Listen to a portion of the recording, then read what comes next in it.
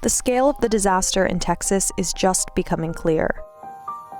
Repairing the damage from burst pipes, power outages, and fires could cost insurance companies more than $20 billion. Dozens have died, and that number is expected to climb. The weather may have turned, but the fallout will last for months.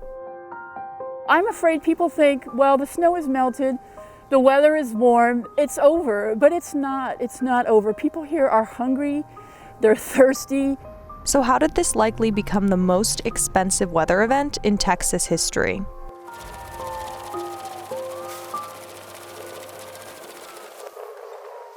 The power shut off in Sarah Habel's Austin apartment around 2 a.m. on Monday, February 15th.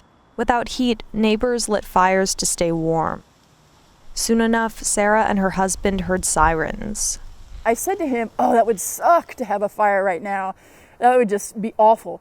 And then 2 minutes later, there was pounding on the door. They grabbed whatever they could, then fled into the 12-degree night and watched their building burn. There was almost 10 inches of snow on the ground out here.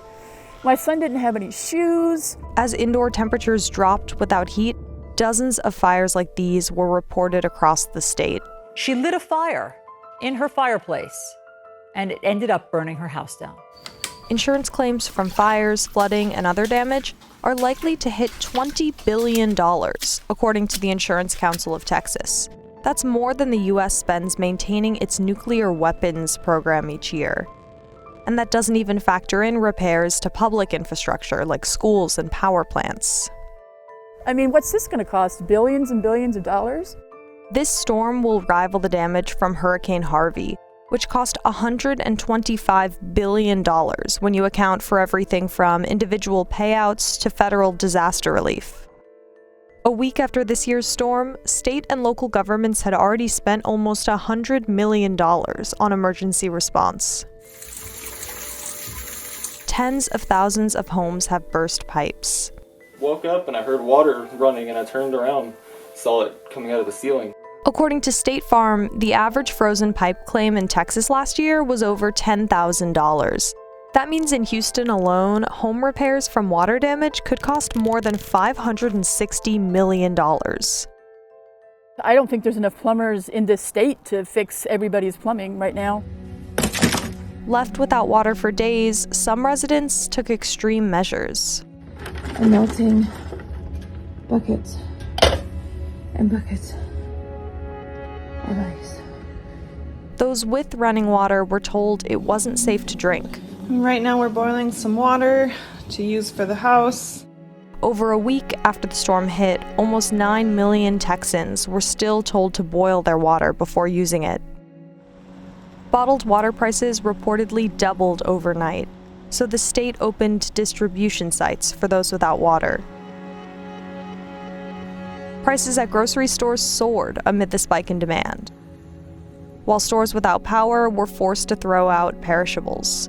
Boxes and boxes of food. That's crazy.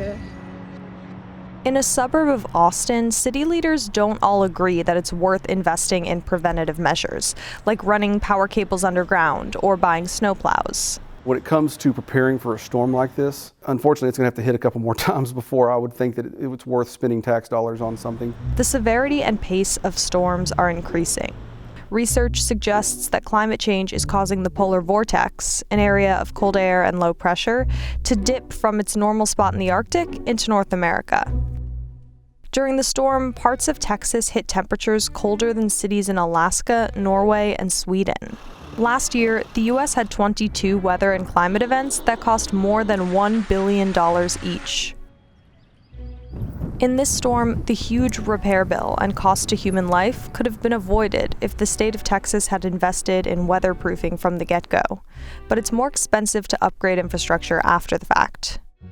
Every sort of contingency preparedness costs money, and so we're going to have to figure out whether or not we're willing to make that investment in our infrastructure so that this doesn't happen again.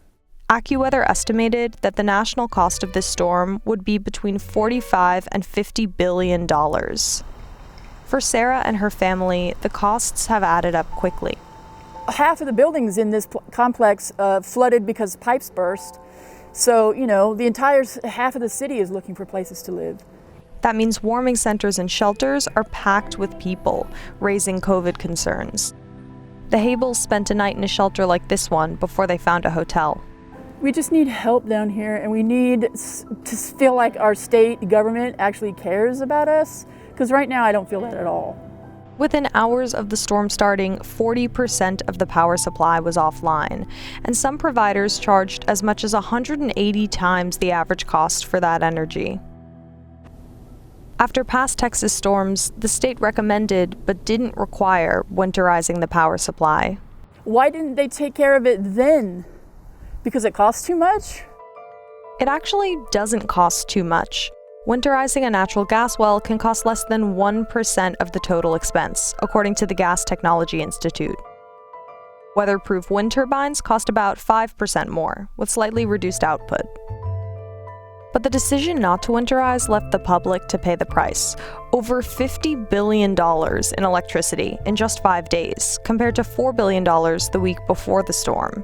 Meanwhile, the CFO of a gas company bragged to shareholders about the skyrocketing cost of gas.